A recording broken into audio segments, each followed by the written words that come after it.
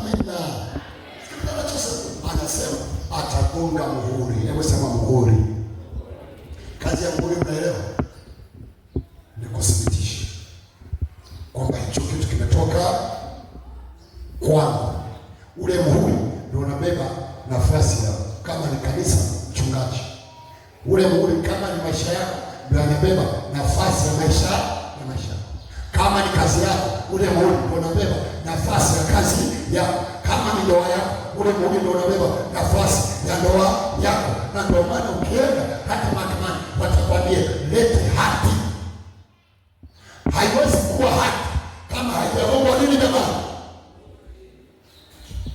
Kwa hiyo mwaka huu tunapotoa sadaka mbele, maana yake tunagonga muhuri na kazi zetu za mikono. My God, my Lord, my Lord, natamka neema juu yako.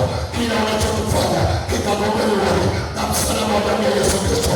Utakapokwenda waliposema utafanikiwa, ukasione baraka.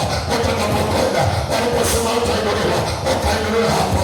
Utakapokwenda waliposema utajazwa baraka, ukajazwa baraka hapo. Ninaongea na mama hapa wanafanya biashara kwenye mitandao ya uchumi. Ninatamka baraka, ninatamka neema, ninatamka